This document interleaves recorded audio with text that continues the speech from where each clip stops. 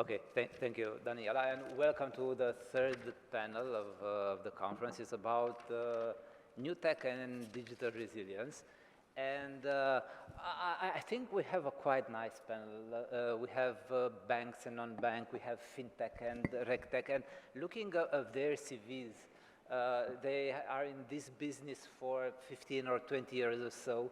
Therefore, I think it will be quite useful to learn from their experience. Before I start, just to share with you how we discuss to go along with this session. We will do two parts. In the first part, a question on more idiosyncratic topic tailored to each panelist activity, and in the second part we will have a more strategic question in order to see how we can cope with these new challenges, and then in the end open to you, to the public, for a Q&A session.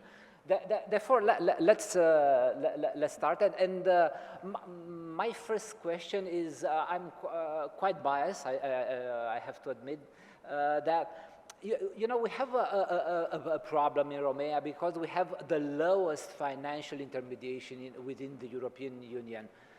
And this is by far, after the second rect in this top. And we ask ourselves quite often what might the consequences of this lowest financial intermediation and what might be potential solutions. And one option, and I'm going to Cosmin right now, if the AI-powered lending platform might bring new options in this direction in order to stem the lending activity in Romania. Please, Cosmin. Good afternoon. I am Cosmin Curticapean, the CEO and co-founder of LENDOX. We are a credit intelligence service. We use alternative data in order to empower lenders to better understand both risk as well as positive signals against small businesses as well as corporate businesses.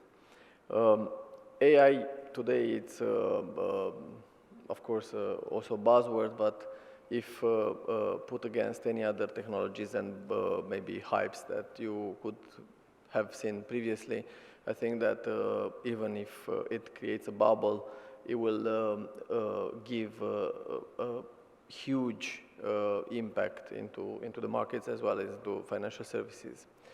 In order to implement AI, and especially for fintechs, I think it's just for fintechs which are in early stage and where basically the innovation is usually at the highest speed.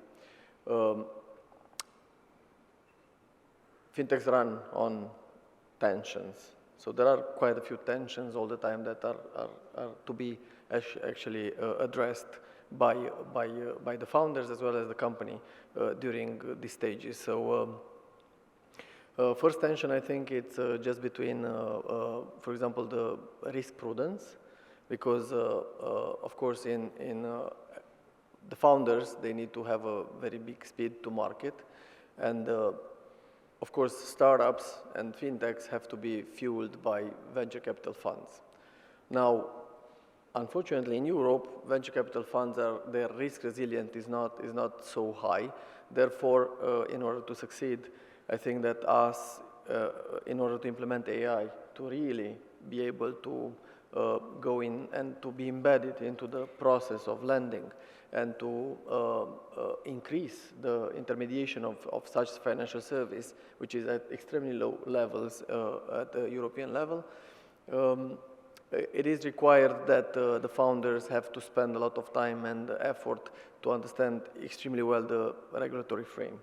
And there is a huge challenge because the second tension is where you are willing to actually put regulations into perspective, then you're going to different burdens that will again slow you down.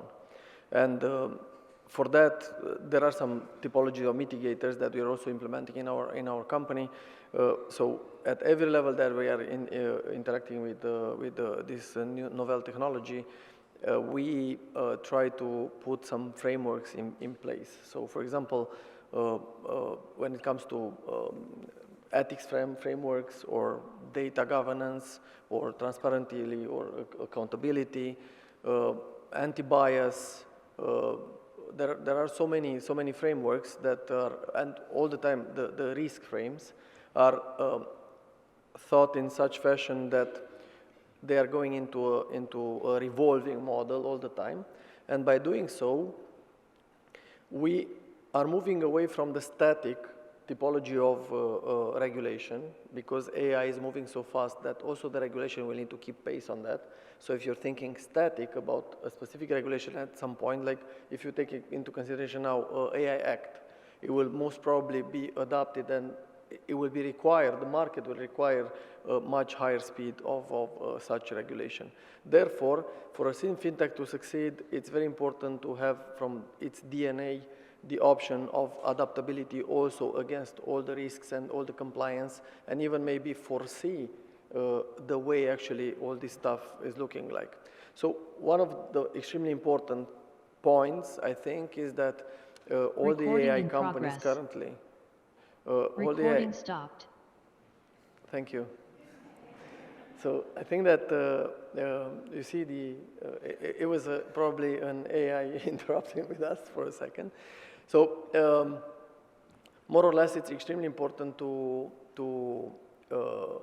really understand the regulatory frame and to understand where where the technologies will be heading. Therefore, having all the time an R&D research department for a fintech, it's currently extremely important.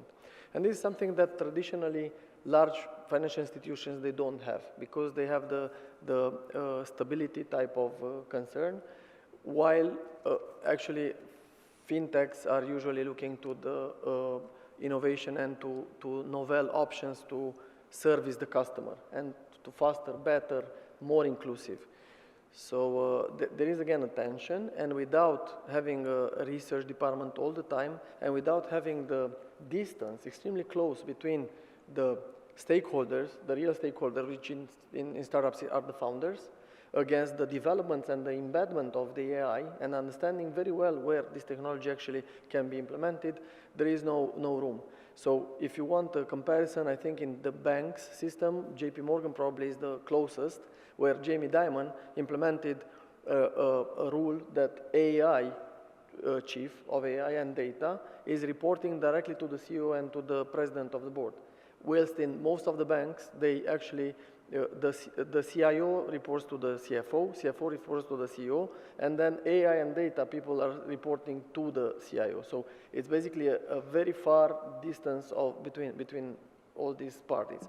So indeed, I think that the way we operate, the fact that we are natively looking to customer centricity, and the fact that we are all the time extremely agile and looking into the market, it makes a lot of difference. That's why I think the partnerships and this type of frenemy concept between the banks and the fintechs makes a lot of sense in order to improve the lending processes, as well as other financial services, of course. Yeah, I totally agree with you that we may have a big problem here in Europe, because if you're a fintech and you would like to scale up, most likely you go to US, because in Europe you don't have enough finance. Also, you mentioned the problem of regulation that in some cases might impair the development of the market. It is true. I'm also wondering if also would deliver more trust from this perspective, because hearing the voices from the first panel and also from the second panel, I think I counted at least 10 times the idea of trust. Therefore, I go to Daniel. This trust is also linked to know your customer, anti-money laundering, stuff like that. And I know you already developed some solutions in order to fight against these potential problems. Please. Thank you, Florian. Thank you, Florian. It's a pleasure to be here. Thank you, CEE Perspective, for having me. Yeah, that's true. We see a big challenge now in the AML market and generally in the enterprise software market related to this. We see a trend that enterprises and especially banks and tier ones tend to localize their software implementations. This is due to certain factors which are first geopolitical and also security risks in the context that we're now everybody tends to bring their data home, to use localized suppliers, to start doing AML with suppliers from their country or from their region. And that's why we've been hastily building our business into this direction.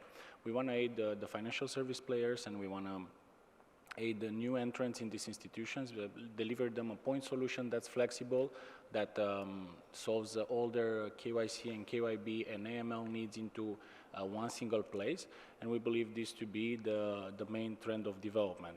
Trust is a word that it's becoming on the lips of everybody, whether it's regulators or the players in the system, because as we introduce instant payments, as we introduce more and more digital flows, as we lose more and more of the physical offices, all the solutions that make up the compliance stack will become probably the backbone of this, and as the cost of fraud is becoming a discussion as to who bears it, and we've seen a few comments in the previous panels into who's going to bear this. Will it be the banks? Will it be the trust providers, or will be someone else from the system? Will it be the insurance that we will have to buy for this kind of things? We think this subject is taking quite a bit of a leap in terms of direction and speed. Thank you. Actually, I apologize for interrupting. I just have a question because it's an extremely interesting point. Most of the banks, they sit on a lot of data and they consider it the diamond of the bank, not the diamond, the diamond. So basically, what we are seeing now, we see in the market, especially in terms of fraud scenarios and everything that we are tackling and we are researching, we are seeing this behavior of a person that into an ecosystem, it's behaving like in a village. You know, everybody knows their mother, so basically they behave quite well. But most of the behavior that is fraudulent, it's coming when I'm going to the city and I become anonymous. So basically, it's an interesting point because, for example, we have exactly trying to go into this niche of having alternative data that are coming from out of the ecosystem and to empower actually more of the scenarios that could actually come and build trust. So it was an interesting point of view because I would like to actually ask, if it's possible, Tolga, how do they think about this as a bank, because it's the only bank in the panel. Tolga, please. Okay. Since we are talking about this subject, about the fraud and resilience on the bank, how we are going to handle it.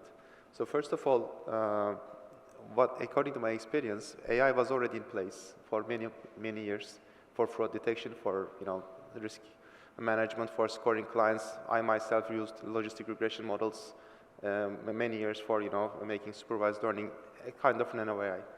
However, at this point, we are at a place that we need to identify fraud and increase the digital resilience of the bank and the sector by looking at other parameters, as you said. But today there is another issue that we are facing. I mean, and it's coming actually as a threat. Now we are not seeing any more conventional fraud cases. So what we have started seeing is actually more fake identities, deepfakes, and also, I mean, social engineering, this type of frauds. And this, we are not only us as a financial sector, but we have been following, since it's a very new technology and very much scaled up very exponentially, and with the upcoming AI agents, it's going to be even more, let's say, threatening. And this is not only my comment, but RSA Securities, which is one of the most largest security companies in the world in terms of cybersecurity, said that they're afraid of the AI agents. In the coming period, that we are not very much protected against this at this moment. So I will give you two or three examples to what extent that we can also identify, I mean, apply to in the financial sector. I mean, the live examples. One British company who had big investments in Hong Kong, and and I'm telling you this example because we are only talking about when it's AI fraud, we are looking at customer fraud and transaction fraud. Transaction fraud is one of the biggest fraud cases in Europe, in also the consumer reports, but one of the risks that we are not too much considering here is not only that. The British company who has the biggest investments in Hong Kong,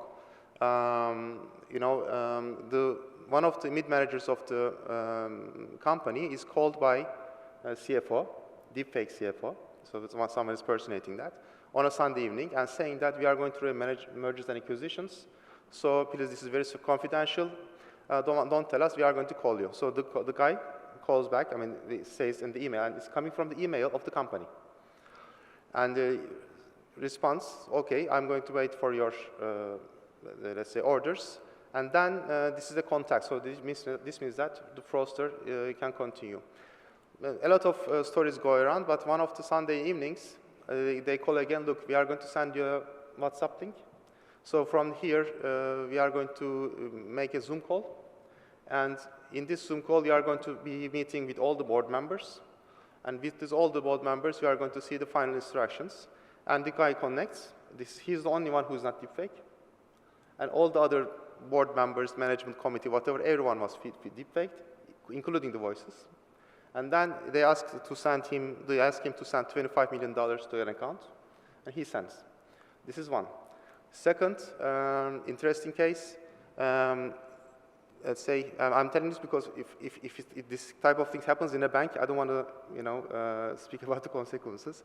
Second, it happens also in England. One of the big textile trading companies, they impersonate the employee. They call IT security. They reset the passwords, and also they reset the phone numbers. And the guy puts a malware in the system, and the market value of the company drops by more than 9%. They lose more than $600 million in 1 week, so on and so forth. So the extent of the fraud is not only coming from the customers anymore, it is also coming from, it's like more, at this moment, a Mission Impossible movie. So they are not like only, we are not only facing the threat of customer fraud. I mean, and also there are cases that, also in Romania we started seeing, some people started renting their IDs to the fraudsters, and those people are using their IDs to be able to create trust for the banks. Tolga, so I would like to go along with this yes. topic, and now there are plenty of examples. Also, the European Banking Authority just released 2 days ago their report on fraud. But the idea is, do we have solutions? Have you implemented the solutions that really work? That's why I said, so okay. It's not the case. Now, for example, in 2 years ago, we were asking, and when we were seeing that it was coming heavily on the deepfake especially, there were not many solutions in the market. At this moment, even if you Google it, you are going to see many solutions, and some of them are really from the renowned companies, big companies, IT companies. Now this has become a specific topic in particular, requiring a specific investment type. It's not like a KYC company doing this. It's not like a bank doing it, but it has to be a specific, like a forensic investment to be able to do that. Now, everyone is vulnerable at this moment, unless we do the specific investments at a point that it's like a catch-up game. So we have the deepfakes. Now, for example, we tested some of the applications. We can capture them, but it becomes more and more sophisticated.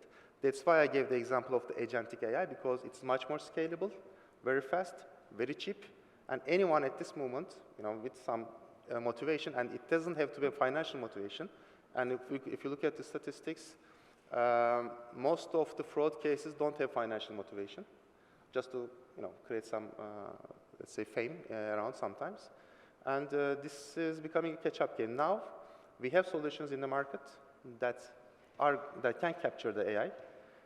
The difficulty is real-time online capturing, because we have been investing heavily on the digital onboarding after COVID times, digital lending and stuff, and KYC solutions. But capturing this type of deepfakes is not actually at a desired level at this moment. Okay. In fact, I think this is the normal way of when you have to deal with disruptive innovation. Yeah, Also it is there going are to be a catch-up game. pros and cons. And Cosmin, I'm looking at you because you have a lot of experience on that. If we pick up one example among this disruptive innovation, like agent AI, there are voices saying that are improving a lot the productivity and the efficiency, as Tolga mentioned. Others are saying that we may have a problem with the confidentiality of data because you have to deliver a lot of input for this agent AI. Please tell us your perspective. Yeah, good afternoon, everyone. I'm really happy to be here, and thank you for the invitation. We are a global company specialized on data and artificial intelligence, and yeah, agentic AI is part of our business, let's say like this. I would say that looking at the market and having back this experience working with financial and banks during the past years, I would say that the big mistakes that we have seen now is that somehow they are jumping directly to implement disruptive technologies like agentic AI, which is the top one currently, but somehow the data governance mentioned earlier, data management itself is not as a first priority for them. And I will explain you why we are thinking this way, because at the end of the day, having the most advanced agentic AI, this will rely on the data that are behind it, yeah? So it's important to be sure that we have a trust data, we have the quality data at the level required by the business, and also we can trust this data. In order to done this, we have to implement at the organization level a unified data platform that will act as a source of truth for the entire company, and this will give the confidence that implementation of disruptive technologies, including advanced analytics, artificial intelligence, agentic AI will help in this respect, and also will help on the security side, yeah, because we'll know exactly having a good data management, a good data governance, where the data are, where they are coming, what is responsible for them, so we'll have a full data governance in place that will help to accelerate implementation of such technologies, and also having the security and other regulation perspective over it. So I would say that data is very important because it's the foundation of the implementation of the future disruptive technologies like we are mentioned currently. Okay, I also have to cope with time, so I would have one question for you, but let's end our first session with a topic that I think it's quite high on the agenda, both of private and the public entities.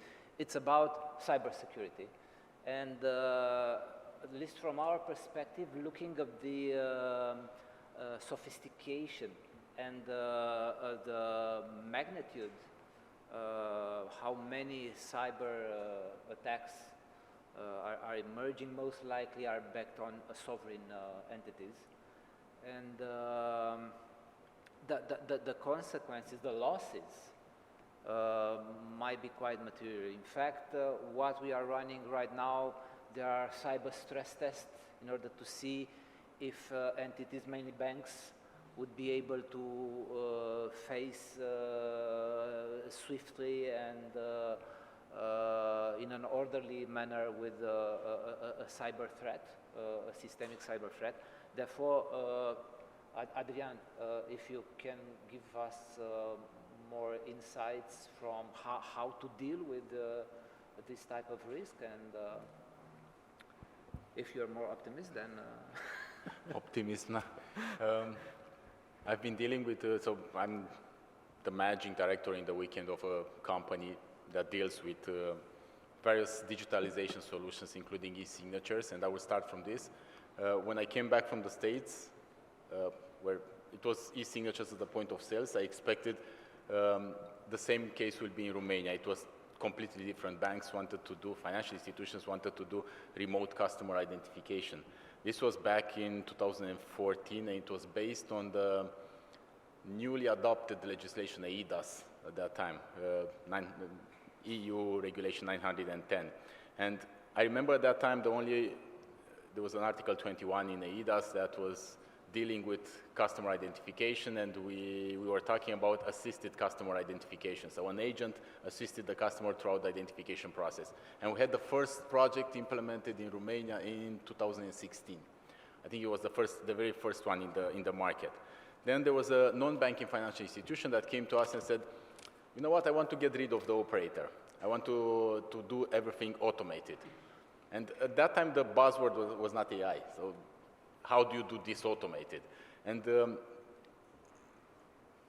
at that time, and also now, we were and we are a trust service provider. So this trust word that came up many, many times during the different panels had to be maintained. But we also had another goal. We wanted all of our solutions lead to a point where simplicity meets compliance. How do you do this? Maintain trust while simplicity meets compliance. So then we came up with self-onboarding solutions that were complemented by various other validations, checks, penny transactions, address verification, and so on. And this always was put into a regulatory framework, so you had to adapt to the local legal legislation from each country where you are offering the solutions. And then we started doing a combination of the two, the assisted and unassisted video onboarding with backend agent validation. And we got to the point where the European Commission realized that there was no standardization between the different solutions in the different markets. They came up with a new legislation, eIDAS 2.0 called, which is in effect already. And they decided that the threats were too high. So then they decided to pay more attention to the level of assurance. So basically you have a different level of assurances. In the past, more fraud was acceptable because you had level of assurance substantial accepted whenever you are implementing remote customer identification. Now, with the new legislation in force, you are obligated to move to level of assurance high. What does this mean? It means that you have to implement various measures which make the life of customers really complicated. So then you get out of this simplicity meets compliance. How do you get back to it? Well, you take advantage also of what the legislation lays down for you. So there is this new concept of the European Union Digital Identity Wallet. And you talked about cyber threats, you talked about, my panelist colleagues talked about fraud. You can combat fraud through this European Union Digital Identity Wallet, which will contain everything about the citizen in a self-sovereign kind of situation with everything under the control of the citizen. Of course, everybody will be free to select their own wallet and to choose if they even use a wallet. So this wallet will help combat fraud because it includes AI, it includes all the services that in the past were spread in different smaller solutions. So it includes trust services, it includes KYC. There is now also European Union Business Wallet, so it includes KYB, eKYB, it includes strong customer authentication, it will include payment attestation, it will include attribute attestation, including qualification of the attributes and so on. So it's such a broad subject that will help definitely with combating fraud and with helping against cyber threats. Thank you. So good and challenging part. It's challenging, but it's good. Okay. Well, now we enter in the second part of our panel. It's, as I announced, more strategic perspective. And I start from a a survey that was published 1 month ago by the European Commission about AI adoption among the European companies. And I was a little bit surprised to see that Romania ranks the lowest interest among European countries from this AI adoption interest. I'm still wondering why. Therefore, I have in mind two questions. First, for you, Cosmin, the first Cosmin. If we may learn something from successful startups that embrace this digital life, what would be the lessons? And for you, Cosmin, what were the failures and the lessons, again, we may learn from the entities that try to go along through this avenue but have not succeeded? Thank you, Florian. I will now put the hat of an investor. I'm a VP at Tech Angels, the largest business angel community in Central Eastern Europe, based here in Bucharest. And we invest and we see a lot of startups actually struggling with exactly the same topic. So the topic, it's wide and it has a lot of causes that can be identified. So again, if I'm referring to what I was saying at start, it's a lot of burden and it's a lot of leveling up for the founders to become compliance officers. They need to understand, we the founders of the fintechs, we need to understand the regulatory frame before we start anything. Otherwise, it's very difficult to actually embed into this culture of build to change instead of build to be audited typology. You know, there are two different cultures. So as startups are willing to embed AI, they have lots of blockers. So one of them is that the regulatory frame is extremely scattered and unstructured, and it's extremely heterogeneous from country to country. Now, for example, we have this example of trying to put out a product with Visa and Global Payments. We try to do an embedded model for SMEs, and just through a M&A process that Global Payments Europe issuing part was acquired by another company, and then basically they switched now the regulatory from Czech Republic and Slovak regulatory to German, to BaFin, and it becomes already kind of a big burden. So it's just one example where you have, for startups and for fintechs, it's extremely difficult to tackle this thing. Especially I'm coming to the second stage, where in Europe you have VCs which are extremely risk adverse. So if it is the risk capital, then out of the risk capital, of course, you have the US that it's a champion in actually fueling innovation and this culture of build to change, build to fail fast, test and fail fast.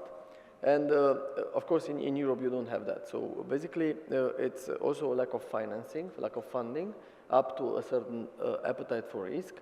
Then you have different markets.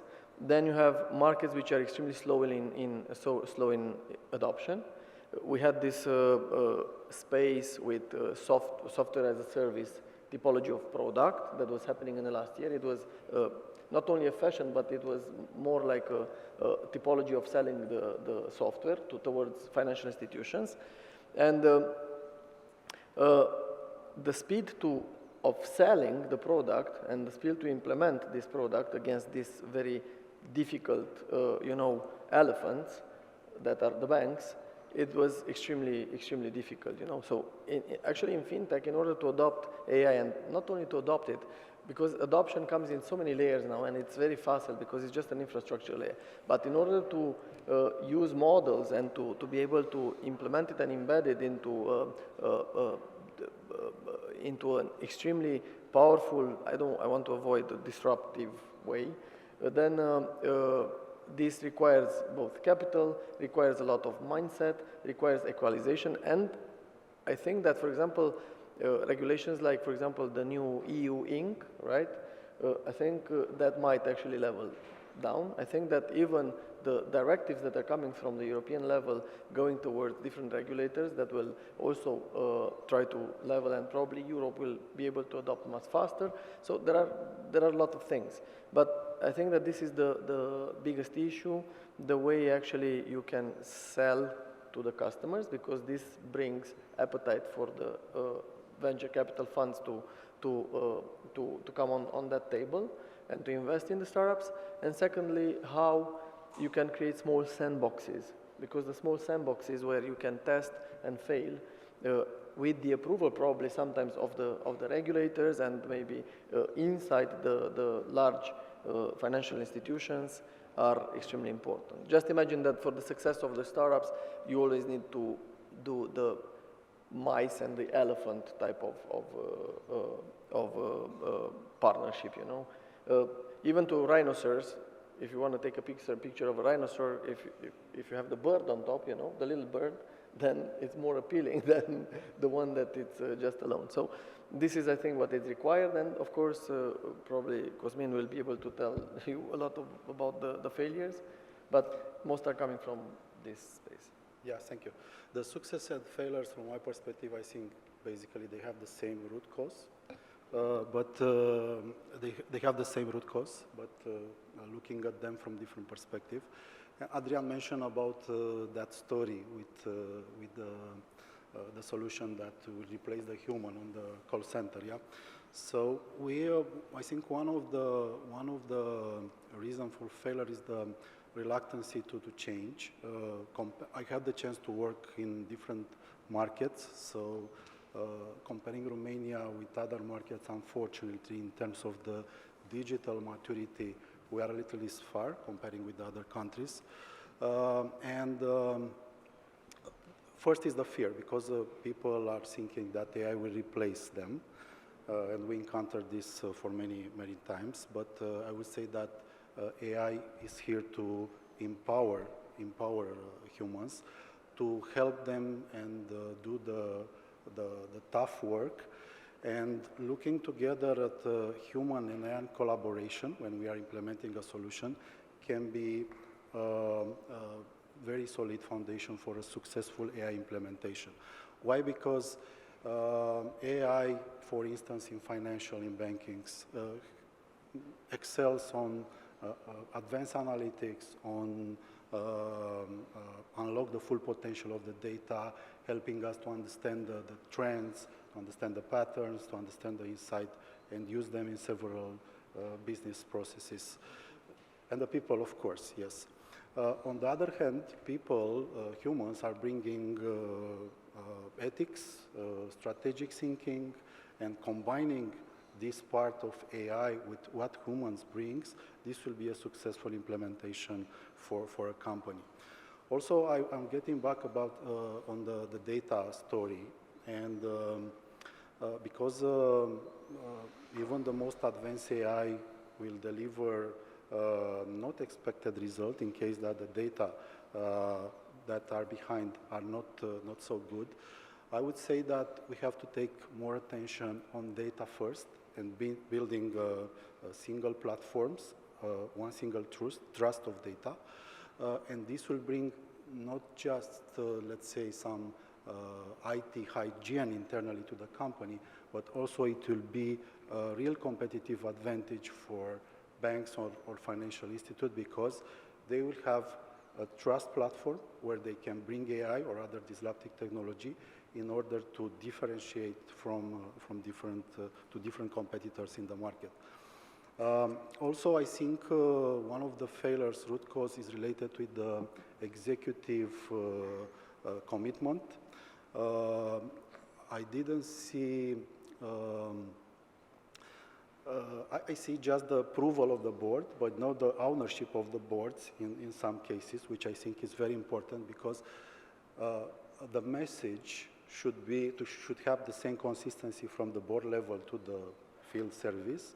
And organizations that are successful have behind a champion, someone that is 100% there, is patient, He wants to do this and put all the teams together and maintain this strategy at the company level. This is very important also because without the ownership of the executives in a company, implementing solutions, relying on disruptive technology can fail. May I contribute a little bit? Yeah. So MIT made a study, last 2 months ago they published. And it was all in the headlines and it was catchy. 5% of the companies only succeed, 95% fail. We only saw that. But when you read the report, it's actually not the case. Because in the report, when we check, I also have some numbers here which I'm going to give. The reason that the AI implementations failed were not because of the talent, not because of the regulation, not because of anything technical. It was due to the approach. How the companies try to approach, how they try to implement. They focused on big implementations rather than focusing on narrow AI and focusing on some basic areas. Just to give some numbers, the 95% failed from the report. They tried to build internally without any technical knowledge, enough technical knowledge. It was a hype. We have to build it. Let's do it. The 5% who succeeded, though, they partnered externally. So they focused on a specific problem. They found a partner, and they focused on it. And 67% succeeded on this. And in the failed ones, the ownership becomes only one department, central IT hub, let's say. The ones who actually succeed, they create ownerships in each, especially the managers, line managers, everyone is involved in the implementations. And the failed ones try to change everything at once, the big bang as we call them, and the other ones, it started narrow and they managed to sell. And static tools that don't learn was the main problem for the failed ones because one of the problems in Gen AI is, especially AI implementations, they don't adopt and they don't learn at this point. And they are more static. And because you have to use them for pattern recognition, for maybe language recognition, so on and so forth, but they don't have long-term memory. So that you have to, when you reboot them, they don't really, you are left with nothing. But the others are adaptive systems were more focused on for the others one. And there's another phenomenon that the MIT report focuses on. We call it shadow AI. Shadow AI means that usually the companies tend to ban generative AI in the companies, the management. However, people already use it, and people already use it, and in their daily life, sometimes in their maybe illegally or legally, whatever, it doesn't matter depending on the company's own policies. However, they get used to it. They already have a understanding of it, and then they start comparing what they receive there with what company is trying to do, and they get frustrated because they don't have the same performance. So shadow AI usage a lot for the 5% of the companies who succeeded. And the most important thing is, it's also, very much suggested that the AI is non-deterministic, non-perfect. So it always generates something itself, and it always generates an imperfect solution. But there is a threshold for each type of, let's say, problem that it is trying to solve. For example, if you are looking at the operational case, that it's going to maybe generate, we are going to ask for the document to read, to summarize, it's going to generate 99% of the cases correct. But if you go to medical cases, legal cases, the drop of the sensitivity is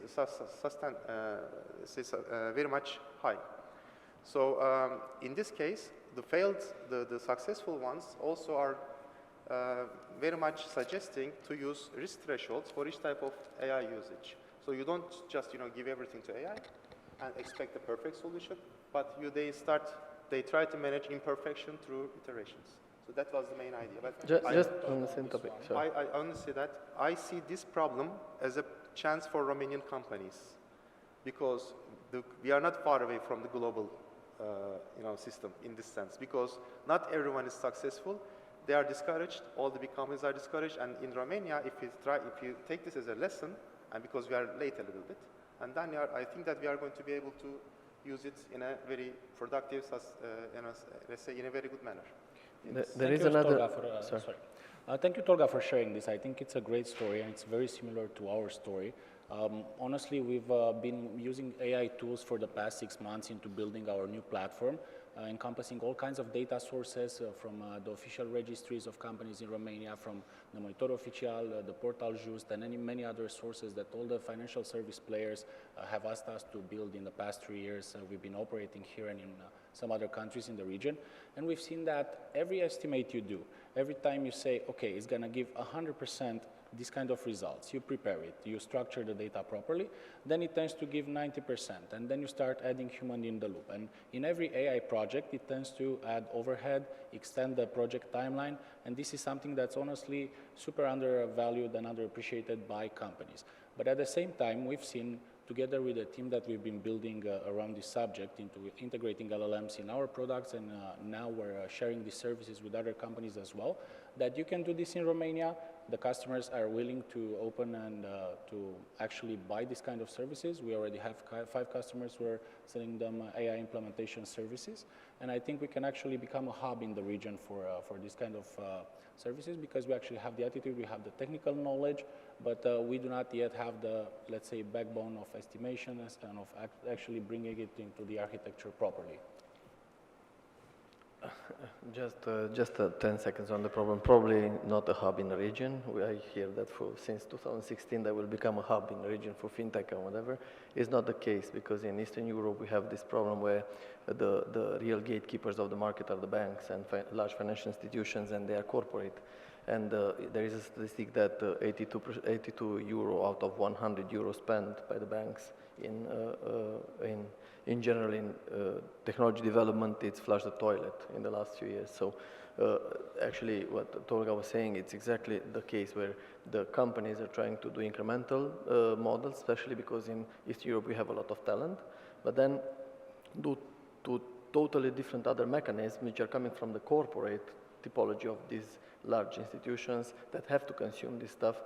Basically the flows and these tracks are becoming a fail, because either they are too long and it will be already made obsolete by the time that they are done, either they go into bankruptcy before that. If I may, just another 15 seconds this time. So to complete on the failure list, what we see also is a misalignment between the business requirement, the business needs, and what happened really on the technology side. This also is very important, and fully agree that the baby steps, crawl, walk, run strategy, it's suitable when you're implementing AI use cases.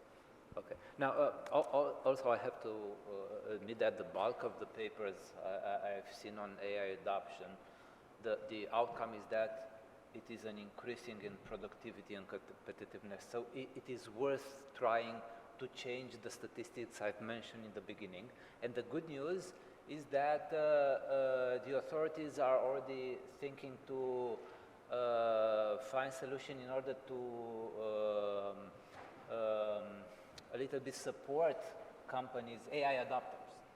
And one element, for instance, is to revisit the way the government guarantees are delivered, and to be promoted projects through this type of financing and guarantees. So to be promoted projects financed by banks and guaranteed by state, for companies that are AI adopters.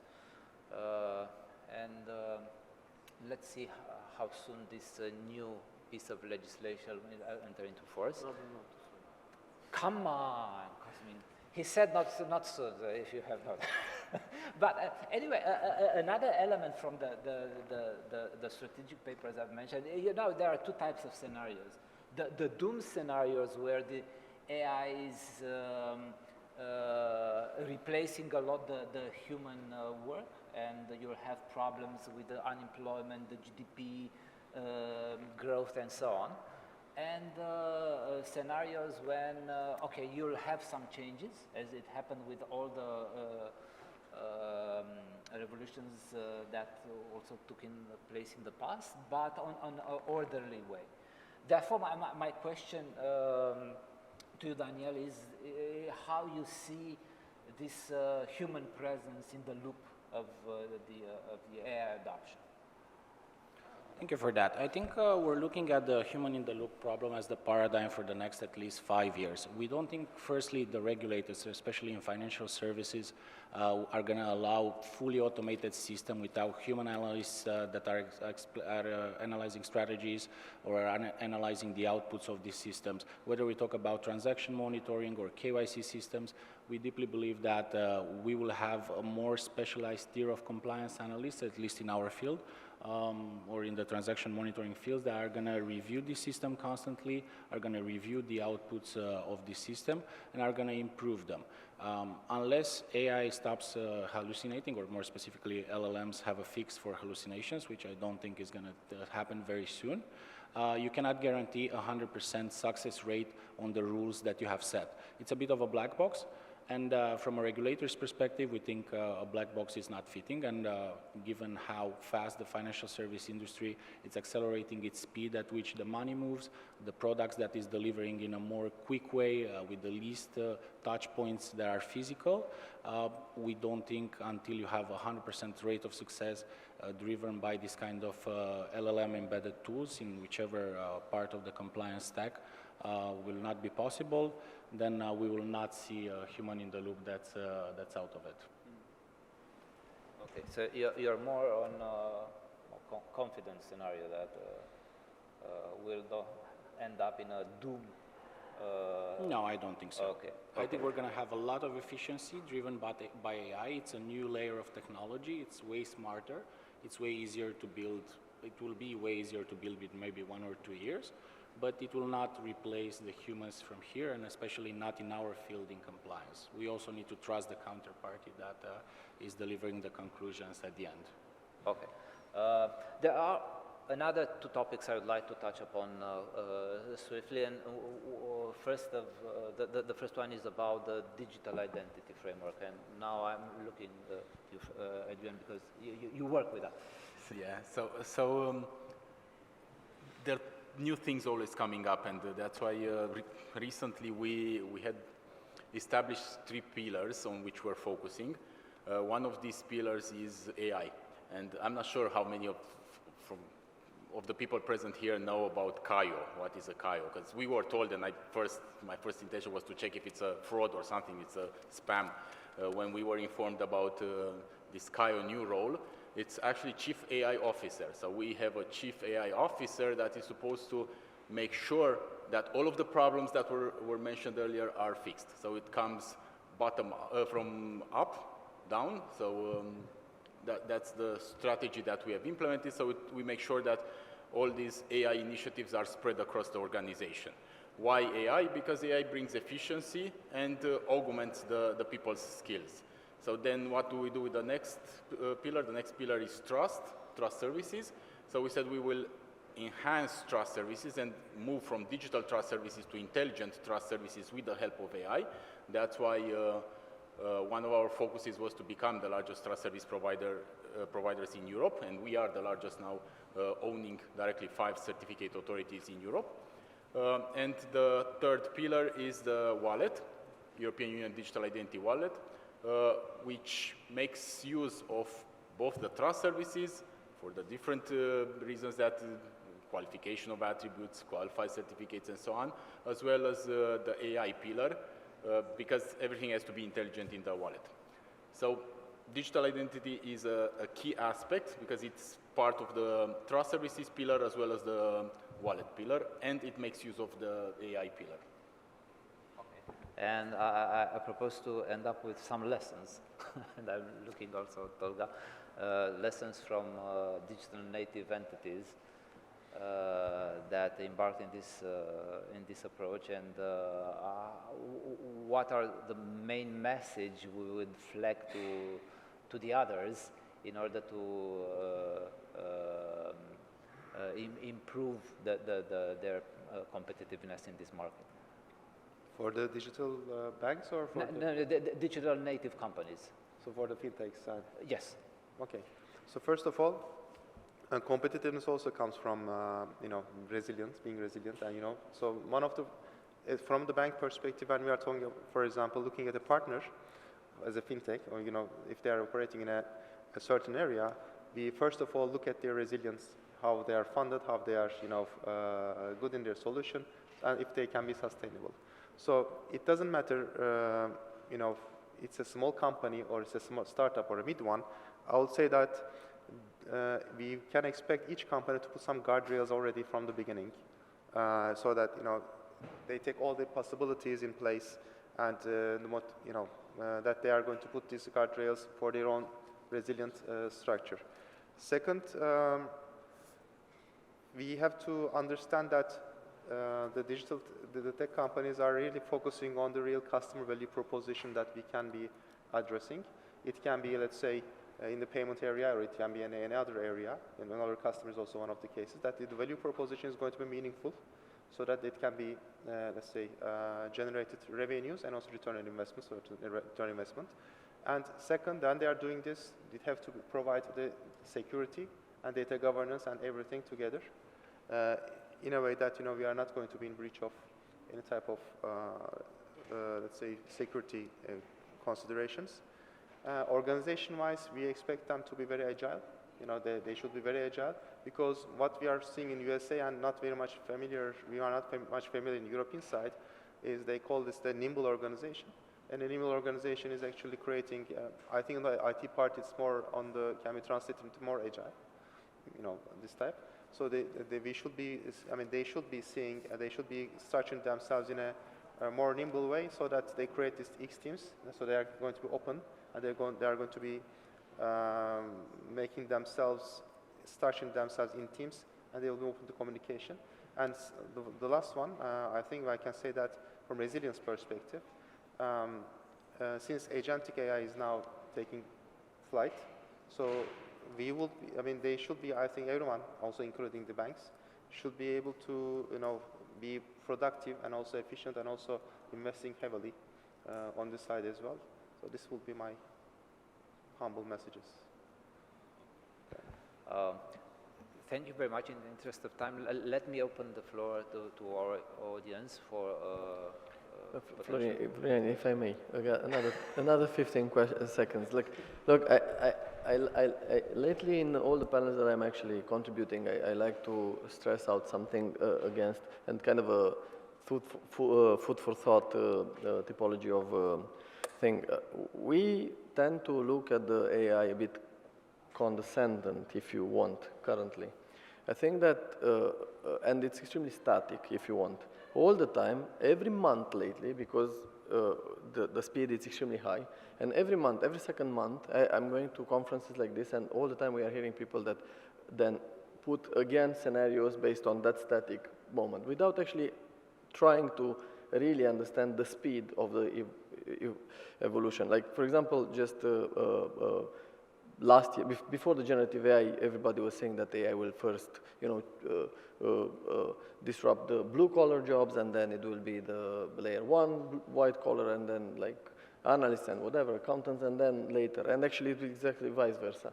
So I want any of us to actually think of it and to try to prospect with a bit of open-minded, because it will not be an attribute for us, I think, from now on, to be able to, like Demis Hassabis said, the CEO of Google DeepMind, it cannot be containerized again. It went out of the lab, and this is it. It's impossible to put it back.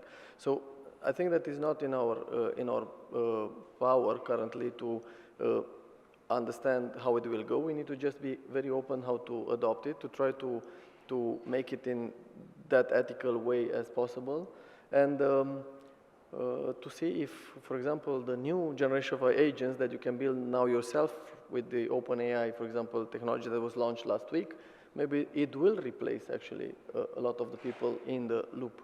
And that's a thing that probably it will be triggered by the market and by the way it goes, and not from necessarily from the regulators. And probably the biggest shift actually will happen in the regulatory frames soon enough.